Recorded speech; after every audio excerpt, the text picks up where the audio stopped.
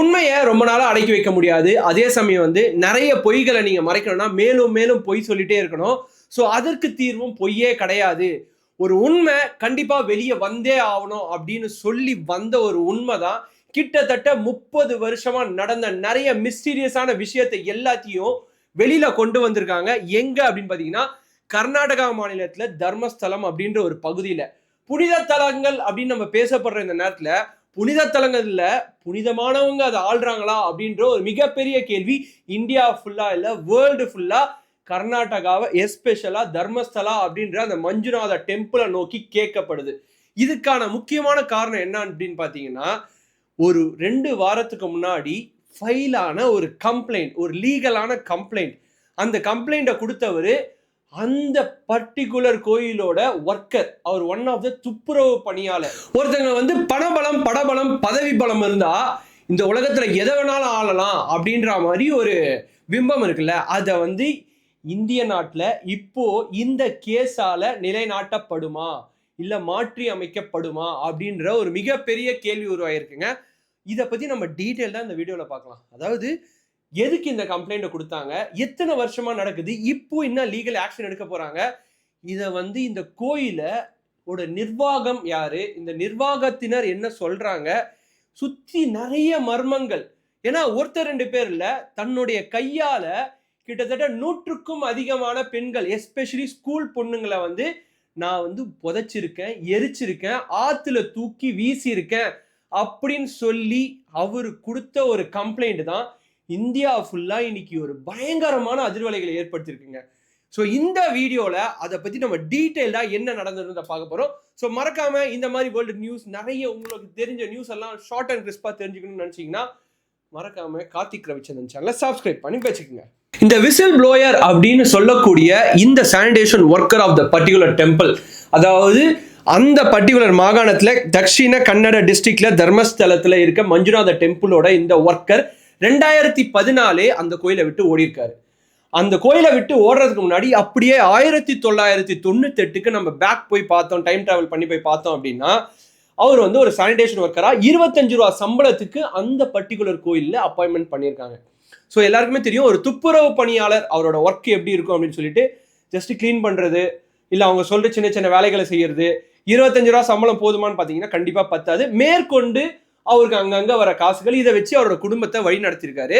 But இயல்பை விட அங்க ரொம்ப வித்தியாசமான நிறைய வேலைகள் கொடுத்துருக்காங்க. என்னன்னா ஒரு சில நேரங்கள்ல பிணங்கள், அதாவது பெண்களோட பிணங்கள், எஸ்பெஷலா ஸ்கூல் படிக்கிற பொண்ணுங்களோட பிணங்களை கொடுத்து இதை நீங்க எரிச்சிருங்க இல்ல புதைச்சிங்கன்னு சொல்லி அங்க இருக்கிற ரொம்ப ரொம்ப படபலம் பணபலம் மிகுந்த சில ஆட்கள் இவரை வற்புறுத்தி இருக்காங்க. இது அவங்களுக்கு தெரிஞ்சுதான் நடக்குது, ஓகேங்களா, தெரியாம எந்த விஷயமும் நடக்கல. ஸோ இனிஷியலா வரல, இதெல்லாம் என்னால பண்ண முடியாது, நான் இந்த வேலைக்காக வரலன்னு சொல்லி டிக்ளைன் பண்ணும்போது நீங்க இதை பண்ணல அப்படின்னா உங்க குடும்பத்தையும் எரிச்சிருவோம், உங்களையும் ஒரு தெரியாம அழிச்சிருவோம் அப்படின்னு சொல்லி மிரட்டி இருக்காங்க. ஆப்வியஸா மிரட்டல் இருக்கும்போது அவர் என்ன பண்ணுவாரு, இதே மாதிரி ரெகுலரா பண்ணியிருக்காரு. ஒரே ஒரு விஷயம் இந்த இடத்துல நான் ஸ்ட்ராங்கா ரெஜிஸ்டர் பண்ண விரும்புறேன். இவர் ஒன் ஆஃப் த ஒர்க்கர். அவரே கிட்டத்தட்ட 100க்கும் மேற்பட்ட பிணங்களை நான் எரிச்சிருக்கேன், தூக்கி போட்டிருக்கேன், புதைச்சிருக்குன்னு சொல்லும்போது அங்க இருக்கிற எவ்வளவு பேரை இவங்க இந்த மாதிரி மிரட்டி வேலை வாங்கியிருப்பாங்க அப்படின்னு நம்ம just out of box think பண்ணோம் அப்படின்னா இது ஒரு பயங்கரமான கேஸுங்க. ஸோ அப்படியே பேரலாம் நீங்க பாத்தீங்கன்னா அவர் இப்போ 2025ல எதுக்கு இந்த பர்டிகுலர் கம்ப்ளைண்ட்டை, அதுவும் அந்த ஊர் சிஎம், டிஜிபி, ஏடிஜிபி இவங்க எல்லாருக்குமே 3 பேஜஸ்ல கம்ப்ளைண்ட்டை எழுதி என்வலப் கவர்ல அனுப்புறாரு அப்படின்னு பாத்தீங்கன்னா நம்ம ஆன்லைன்ல ஏதாவது அனுப்பிச்சா கூட அது லீக் ஆயிடும். ஸோ என்வலப் கவர்ல யாராவது ஒருத்தராவது ஆக்ஷன் எடுத்தாகணும் அப்படின்னு சொல்லி அந்த மாநிலத்தோட முதல்வர் சித்தராமையா, ஏடிஜிபி, டிஜிபி எல்லாருக்குமே சிசி வச்சு அனுப்புறாரு. ஸோ இப்போ ஏன் அந்த கம்ப்ளைண்ட்டை ஃபைல் பண்ணார் அப்படின்ற கேள்வி நிறைய பேருக்கு இருக்கலாம். ஆமாங்க, 1998ல இருந்து 2014 வரைக்கும் அவர் அந்த பர்டிகுலர் கோயில்ல வேலை செஞ்சிருக்காரு. அந்த டைம்ல அவர் நிறைய பிணங்களை தூக்கி போட்டிருக்கேன், எரிச்சிருக்கேன், புதைச்சிருக்கேன்னு சொன்னாலும் 2014ல அவருக்கு நடந்த ஒரு மிகப்பெரிய துயரமான விஷயம் என்னன்னா அவரோட குடும்பத்துல இருந்த ஒரு குட்டி பொண்ணு, சின்ன பொண்ணையே அவங்க ரேப் பண்ணி கொலை பண்ணியிருக்காங்க. அந்த பிணத்தை எரிக்க சொல்லியிருக்காங்க. இதனால இதுக்கு மேல்பட்டு என்னால அங்க இருக்க முடியாது, அவங்க பண்ற கொடுமைகளை தாங்க முடியாது அப்படின்னு சொல்லி வேற மாநிலத்துக்கு ஓடி இருக்காரு. அவர் வந்து ஒரு மாநிலம் இல்லை, நிறைய மாநிலத்துக்கு மாறி மாறி மாறி மாறி தன்னோட உயிரை பார்த்துக்கிறதுக்காக ஏதோ ஒரு வகையில 2025 வரைக்கும் உயிரை கையில பிடிச்சிட்டு இருந்திருக்காரு. இப்போ எதுக்கு வந்திருக்காரு அப்படின்னு பாத்தீங்கன்னா, அவர் சொல்ற காரணங்கள் ஏத்துக்க கூடியதுதாங்க. அதாவது நான் கடைசியா போகும்போது அந்த பர்டிகுலர் பிணத்தை வந்து நான் அந்த மாதிரி பார்த்துட்டு என்னால அதுல இருந்து வரவே முடியல வெளியில. நிறைய ட்ராமா இருந்தது, அதை பத்தி யோசிச்சு நான் பண்ண குற்ற உணர்ச்சிகள் எல்லாம் சேர்ந்து தான் இப்ப நான் வந்திருக்கேன். அட்லீஸ்ட் நான் புதைச்சவங்களோட எலும்புகள், தோள்கள், மீதம் இருக்க நிறைய விஷயத்த அந்தந்த மதத்தினர்கிட்ட அவங்கவுங்க கிட்ட சேர்த்தோம் அப்படின்னா, இந்து முறைப்படியோ கிறிஸ்துவ முறைப்படியோ முஸ்லிம் முறைப்படியோ அவங்க ஈமை சடங்குகளையாச்சும் நடத்துவாங்க அப்படின்ற ஒரு எண்ணத்தால தான் இப்ப என் உயிரே போனாலும் பரவாயில்ல அப்படின்னு சொல்லி இந்த கம்ப்ளைண்ட்டை நான் ஃபைல் பண்ணியிருக்கேன் அப்படின்னு சொல்றாரு. ஸோ அவர் என்ன சொல்றாருன்னா, ஜஸ்ட் லைக் தட் நான் இந்த கம்ப்ளைண்ட்டை ஃபைல் பண்ணனா என்னை ஈஸியா மறைச்சிருவாங்க. ஏன்னா எனக்கு லோக்கல் போலீஸ் மேல கம்ப்ளீட்டா நம்பிக்கையே கிடையாது. அதுவும் வந்து தர்மஸ்தல போலீஸ் ஸ்டேஷன்ல எந்த கேஸும் எடுக்க மாட்டாங்க மிஸ்ஸிங் கேஸ்ல இருந்து அப்படின்ற மாதிரி அவர் ஸ்ட்ராங்கா அவர் சைலன்ஸ் சொல்றாரு. ஸோ என்ன பண்றாரு அப்படின்னு பாத்தீங்கன்னா, அவர் புதைச்சாருல நிறைய பெண்களை இல்ல சிறுமிகளை புதைச்சாரு, தூக்கி போட்டாரு, எரிச்சாருன்னு சொல்றாங்கல்ல, அந்த இடத்துல போய் எலும்பு கூடுகளெல்லாம் எடுத்துட்டு போட்டோகிராஃப்ஸ் எல்லாத்தையும் எடுத்துட்டு அதை இலீகலா ஒரு கம்ப்ளைண்டா எழுதி அதுக்கப்புறம் அதை எடுத்துட்டு வந்து மேஜிஸ்ட்ரேட் கிட்ட சப்மிட் பண்றாரு. ஸோ இதுக்கு மேல்பட்டு கூட என்ன பண்றாருன்னு பாத்தீங்கன்னா, அவரோட ஆதார் கார்டு, அது மட்டும் இல்லாம அப்போ கோயில்ல ஒர்க் பண்ணும்போது இருந்த ஐடி கார்டு, இது எல்லாத்தையும் சேர்த்து சப்மிட் பண்ணும்போது வேற ஆப்ஷனே இல்லை, இது ஒரு பொய்யான வழக்கு அப்படின்னு ஜோடிக்கவே முடியாது. ஸோ அந்த டைம்ல அவர் சப்மிட் பண்ண நேரம் ஜூலை ஒரு 2 வீக்ஸ் முன்னாடி கரெக்டா. ஸோ இப்போ அந்த ப்ராப்ளம் ரொம்ப பெருசா வெடிச்சிருக்கு. ஏன் அப்படின்னு பாத்தீங்கன்னா, நிறைய அரசியல்வாதிகளும் சொல்றது பர்டிகுலர் இடத்திற்கு களங்கம் விளைவிக்கும் வகையில ஏதோ போலி வழக்கு அப்படின்ற மாதிரி சொன்னாங்க. பட் ப்ரெஷர், பயங்கரமான ப்ரெஷர் கிரியேட் ஆகுது. எதனால அப்படின்னு பாத்தீங்கன்னா, நம்ம 1998 இருந்து 2014 சொல்லல, இந்த இடைப்பட்ட காலத்துல ஃபைல் ஆன மிகப்பெரிய 2 கேஸ் 2003 2012. 2003 என்ன நடந்தது? அனன்யா பட் அப்படின்ற ஒரு மணிப்பூரை சேர்ந்த ஒரு மெடிக்கல் காலேஜ் ஸ்டூடெண்ட் வந்து தர்மஸ்தலத்துக்கு ஒரு காலேஜ் டூருக்காக வராங்க. வந்தவங்க திருப்பி வீட்டுக்கு போலன்னா ஆப்வியஸா பேரண்ட்ஸ் ஆகிய எல்லாருக்குமே பதற்றம் எப்படி இருக்கும் அப்படின்றது எல்லாருக்குமே தெரியும். அந்த மாதிரி அவங்க அம்மா வந்து அந்த பெண்ணை வந்து தொலைஞ்சு போச்சு அப்படின்னு சொல்லி தேடி வராங்க எங்க தர்மஸ்தலத்துக்கு. அவங்க அம்மா யார் அப்படின்னு பாத்தீங்கன்னா சுஜாதா பட். அவங்க என்னவா இருக்காங்கன்னா, அவங்க சிபிஐல ஒரு ஸ்டெனோகிராஃபரா வேலை செய்யறாங்க. ஸோ அவங்களுக்கு நேர்ந்த கொடுமை என்ன தெரியுமா? தான் பொண்ணை தேடி போட்டோகிராஃபோட அந்த சுட்டு வட்டாரத்தில் நிறைய பேர்கிட்ட கேட்கும்போது ஒரு சிலர் அவங்க என்ன சொல்லியிருக்காங்கன்னா, இங்க இருக்கிற உயர் அதிகாரிகளோட உங்க பொண்ணு பேசுறதையும் போறதையும் நாங்க பார்த்தோம் அப்படின்னு சொல்லியிருக்காங்க. ஸோ என்ன பண்ணியிருக்காங்கன்னா, தர்மஸ்தல அபிஷியல்ஸ் கிட்ட போய் கேட்கும்போது அவங்க இல்லைன்னு சொல்லி விரட்டி அமைச்சிருக்காங்க. அனுப்புன கையோட அவங்க ஏதோ ஒரு ஆளை செட் பண்ணி அடிச்சு அவங்க எங்கேயோ தூக்கி போட்டிருக்காங்க. கிட்டத்தட்ட 3 மாசம் கோமால இருந்து அவங்க வெளிவந்து இன்னைக்கு ஜூலை 15 இந்த கேஸ் வெளியில வந்த பிறகு என் பொண்ணோட மிச்சம் ஏதாவது தோழி எலும்பாச்சு இருந்தா கைப்பற்றி கொடுங்க, நான் ஈமை சடங்குகளை நிறைவேற்றணும்னு சொல்லி கேஸை ஃபைல் பண்ணியிருக்காங்க. 60 வயசுல பொண்ணு இறக்கும் போது 17 வயசு. இப்போ வந்து ஃபைல் பண்ணியிருக்காங்க. எனக்கும் என் பொண்ணுக்கும் இந்த பர்டிகுலர் கேஸ்ல நீதி வேணும், என் உயிர் வந்து போனா கூட பரவாயில்ல, நீதி வாங்காம நான் விடமாட்டேன் அப்படின்னு சொல்லி ஸ்ட்ராங்கா நிக்கிறாங்க. மா நீங்க தனியா இல்ல, வி ஸ்டாண்ட் வித் யூ, நாங்க இருக்கோம், இந்த ஒரு பர்டிகுலர் கேஸ்ல நாங்க இருக்கோம். நாங்க யூடியூபர்ஸ், மீடியா பர்சன்ஸ் எல்லாருமே இதுக்காக நாங்க கண்டிப்பா பேசுவோம். இன்ஃபேக்ட் இந்த பேசுற வீடியோவே வந்து ரிமூவ் பண்ற அளவுக்கு இன்ஃப்ளூயன்ஸ் ஆன பர்சன்ஸ் தான் அவங்க அப்படின்றத 2016லயே எஸ் சௌஜன்யா கேஸ் மூலியமா அவங்களோட டேட்டாஸ், வீடியோஸ் எல்லாத்தையும் ரிமூவ் பண்ணியிருக்காங்க சோஷியல் மீடியா பிளாட்ஃபார்ம்ஸ்ல இருந்து. நான் சொல்றது 2003ல ஒரு கேஸ், அதுக்கு அடுத்தது 2012 அக்டோபர் 9 அப்போ ஒரு கேஸ் நடந்திருக்கு. என்னன்னா, சௌஜன்யான்ற ஒரு பொண்ணு, இது இந்த பொண்ணு வந்து ஆக்சுவலா வெளியில இருந்தெல்லாம் வரல, அங்க இருக்கிற பிரமிசஸ் காலேஜ் ஸ்ரீ தர்மஸ்தலா மஞ்சுளேஸ்வரா காலேஜ்லயே படிக்கிற ஒரு ஸ்டூடெண்ட். அவங்க வந்து அவங்க வீட்டுல இருந்து காலையில போறாங்க, ஈவினிங் வரல. கிட்டத்தட்ட பொண்ணை காணுன்ற ஒரு பயத்துல அந்த ஊர்க்காரங்க 2000 பேர் அந்த பொண்ணை தேடி இருக்காங்க. ஆனா அந்த பொண்ணு எப்படி தெரியுமா கிடைச்சிருக்கு? ஒரு நாள் கழிச்சு கைகள் கட்டப்பட்ட நிலையில இறந்து கிடந்திருக்கு, துணிகள் கூட இல்லாம ஒரு மழையில கண்டெடுத்திருக்காங்க. எந்த ட்ரேசஸுமே கிடைக்கலங்க. அது எப்படி ஜோடிச்சிருக்காங்கன்னு பாருங்களேன். அதுக்கப்புறம் வந்து சந்தோஷ் ராவ் அப்படின்ற ஒருத்தர் தான் இந்த மர்டரர், இவர் தான் இந்த பொண்ணை வந்து ரேப் பண்ணி கொலை பண்ணார் அப்படின்னு சொல்லி கேஸை மாத்திட்டு இருக்காங்க. ஏன்னா அந்த சுப்பீரியர் ஒருத்தர் இருக்கார்ல, இன்ஃப்ளூயன்ஸ் பர்சன், அந்த இன்ஃப்ளூயன்ஸ்டு பர்சன் நேம் வரக்கூடாதுன்னா வேற யாராவது சரண்டர் ஆகணும். நாங்களும் சினிமாலாம் நிறைய பார்த்துருக்கோம். அப்படி இருக்கும்போது சந்தோஷ் ராவ் அப்படின்றவர் வந்து அவரு தான் பண்ணாரு அப்படின்னு சொல்லி லோக்கல் போலீஸ்ல இருந்து சிபிஐ இன்வெஸ்டிகேஷன் வரைக்கும் ப்ரூவ் பண்ணிட்டாங்க. அவ்வளவுதான். ஆனா அவங்க அம்மா ஒரே ஒரு வார்த்தை தான் சொன்னாங்க, குசுமவதி அவங்க அம்மா பேரு. அவங்க என்ன சொல்றாங்க அப்படின்னு பாத்தீங்கன்னா, கிடையாதுங்க, அவங்க கிடையவே கிடையாது. அந்த அவங்க சொன்ன ஒரு 4 நேம் இருக்கு. இந்த கேஸ் அவங்க மூலியமா தான் வந்திருக்கு, அவங்க தான் பிரச்சனை பண்ணிருக்காங்கன்னா அந்த 4 பேர் நேமையும் நான் ரிவீல் பண்றேங்க. சப்போஸ் உங்களுக்கு அந்த 4 பேர் நேம் வேணும்னா கூகுள்ல நீங்க தட்டி பாருங்க. சௌஜன்யா மர்டர் கேஸ் அப்படின்னு நீங்க கூகுள்ல போட்டு பாத்தீங்கன்னா 4 பேரு, அந்த 4 பேருக்கு யார் ஹெல்ப் பண்ணா அப்படின்ற ஃபுல் டீடைல் வரும். ஸோ இதை பத்தி நான் இப்ப பேச மாட்டேன். ஆனா இந்த கேஸ்ல அவங்க சம்பந்தப்பட்டிருக்காங்கன்னா நான் கண்டிப்பா எடுத்து பேசுவேன். இது மட்டும் இல்லாம இவங்க என்ன பண்ணிருக்காங்கன்னா, அப்ப இருந்த ஐ விட்னஸஸ், இந்த சௌஜன்யா கேஸ்ல இருந்த ஐ விட்னஸஸ் கொஞ்சம் கொஞ்சமா நிறைய பேர் 2013 இருந்து 2024க்குள்ள ஆக்சிடென்ட், பாய்சனிங் அப்படின்னு இறந்துருக்காங்க. நிறைய பேர் நான் விட்னஸே சொல்ல வரல அப்படின்னு சொல்லி ஓடி போயிருக்காங்க.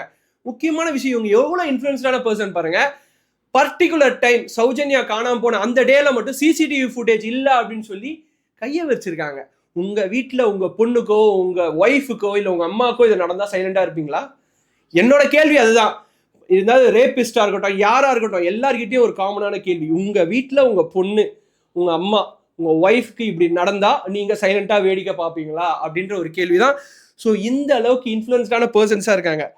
ஸோ இது ஒரு பக்கம். நம்ம 2003 நடந்தது என்ன, 2012 நடந்தது என்னன்னு பார்த்தோம். 1998 இருந்து 2014 வரைக்கும் ஒரு டேட்டா எடுக்கிறாங்க. அந்த டேட்டால என்ன சொல்றாங்கன்னா, 4000 இருந்து 6000 பெண்கள் எஸ்பெஷலா ஸ்கூல் பொண்ணுங்களை வந்து காணோம் அப்படின்ற அன்அக்கௌண்டபிள் கேசஸ் ஃபைல் ஆகல. அன்அக்கௌண்டபிள் எல்லாமே வந்து சொல்றாங்க. அந்த கேஸை ஃபைல் பண்ணல, எஃப்ஐஆர் போடல, எதுவுமே பண்ணல. இந்த மாதிரி 4000 இருந்து 6000. என்னோட கேள்வி இங்க என்ன அப்படின்னு பாத்தீங்கன்னா, 1998 இருந்து 2014 வரைக்கும் ஸ்டாட்ஸ் எடுத்துட்டீங்க. 2014 இருந்து 2025க்கான ஸ்டாட்ஸ் எங்க? அதுக்கு முன்னாடி 1998 இருந்து 60கள் 50 வரைக்கும் போனீங்கன்னா இந்த இடப்பட்ட காலத்துல தான் நிறைய கேஸ் ஃபைல் ஆயிருக்கு, வெளியில வந்திருக்கு.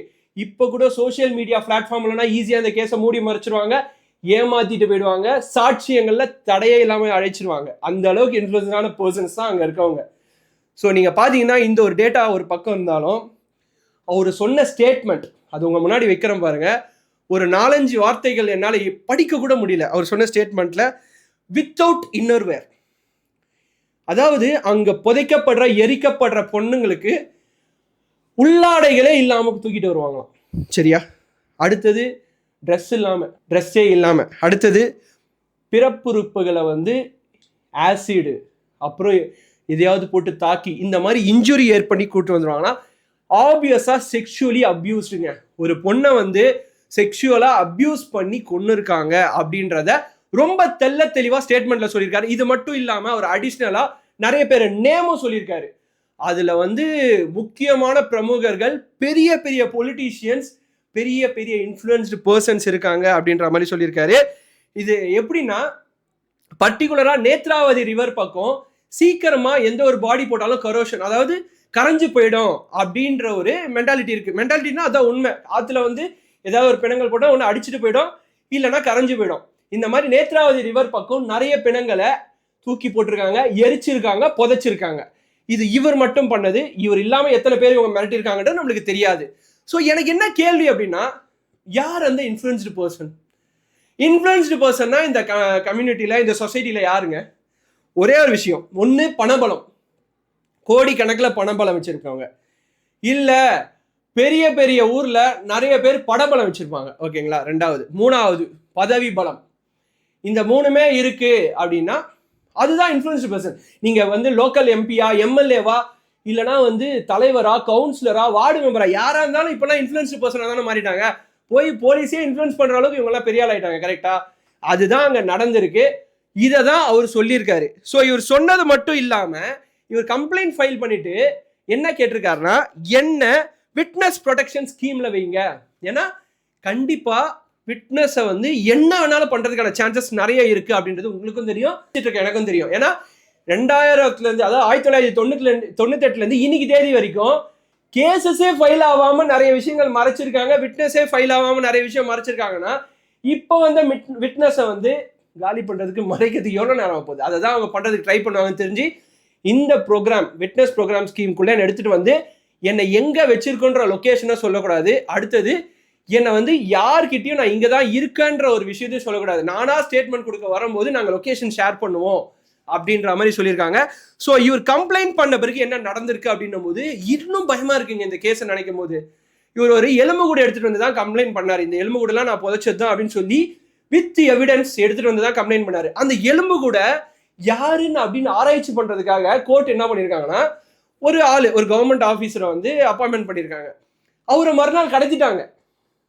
பாத்துங்க எந்த அளவுக்கு இன்ஃப்ளூயன்ஸ்டான பர்சன்ஸா இருக்காங்கன்னு. கடத்திட்டு அவங்க யாரு எங்க போனாங்கன்னே தெரியல அப்படின்னு சொல்லிட்டு. இந்த இடத்துல இன்னொரு முக்கியமான விஷயம் இருக்கு. போலீஸ் எல்லாரும் கெட்டவங்க கிடையாதுங்க.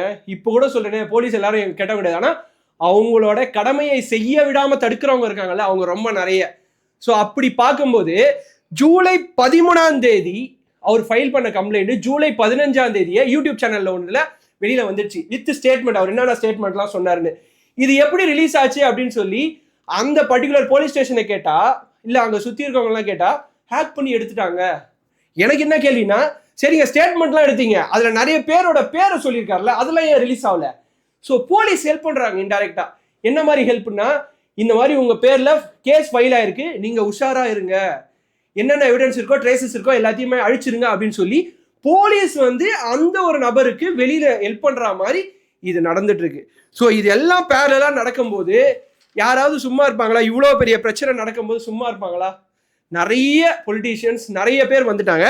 ஸோ இன் பிட்வீன்ல போலீஸ் என்ன கேட்குறாங்க அப்படின்னு பார்த்தீங்கன்னா, அதாவது எஸ்பி அருண் அந்த ஊரோட எஸ்பி என்ன கேட்குறாருன்னா, நீங்க எங்க வச்சிருக்கீங்கன்னே தெரியல விட்னஸை, அப்போ எப்படி நாங்கள் வந்து அவரை விசாரிக்கிறது போது அந்த விட்னஸ் தரப்புல இருந்து அவரோட லொகேஷனை மெயில் பண்றாங்க. மெயில் பண்ண மறுநாளே, அதாவது இது நடக்குது ஜூலை 13, மெயில் பண்ண மறுநாள் ஜூலை 14 என்ன பண்றாங்கன்னா அவரை போய் ஒரு 4 மணி நேரம் விசாரிக்கிறாங்க. விசாரிச்சு நிறைய ஸ்டேட்மெண்ட்ஸ் வாங்கிட்டு வராங்க. இது எல்லாமே நடக்குது.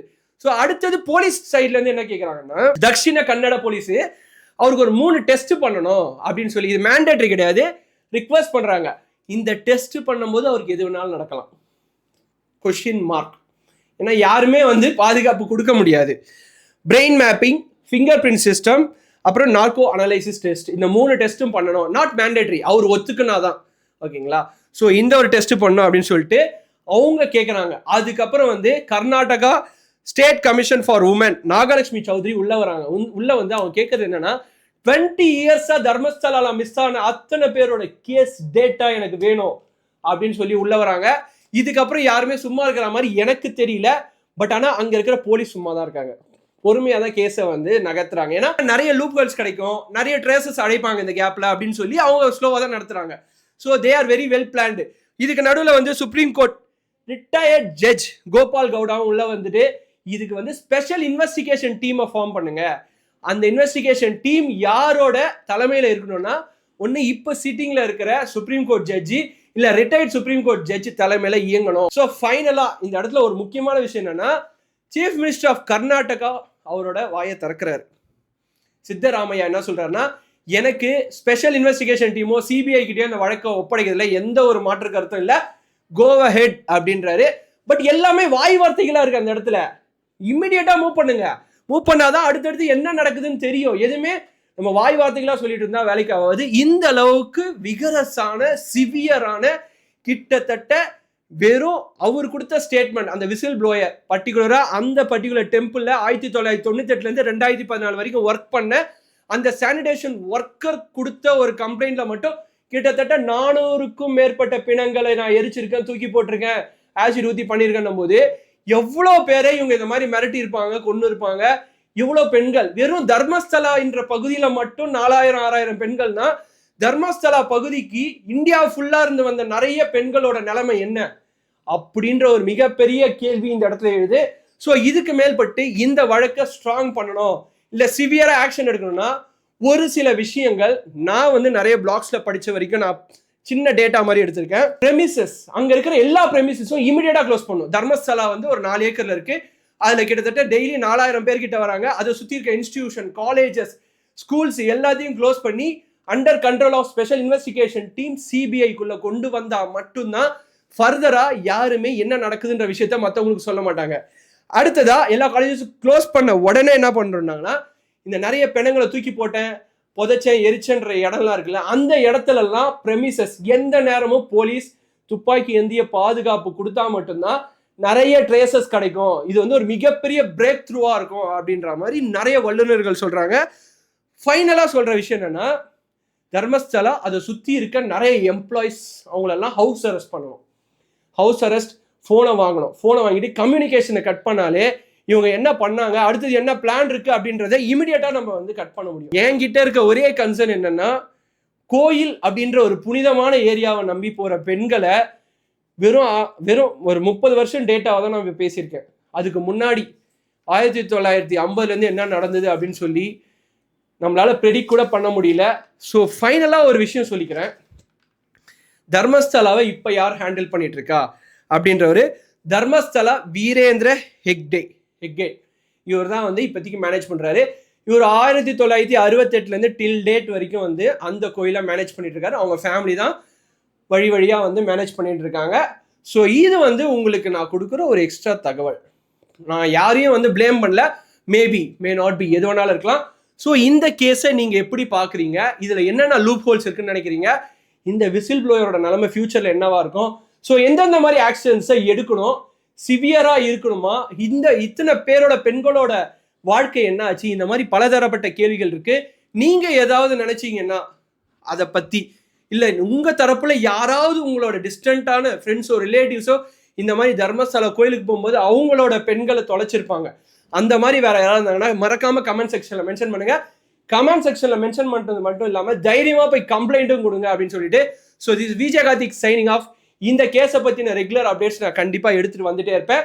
So this Vijay Karthik signing off. Ta-ta bye bye, see you. தனியாக கம்மியாக யூஸ் பண்ணுங்க, பிளாஸ்டிக் யூஸ் பண்ணாதீங்க. பாபாய்.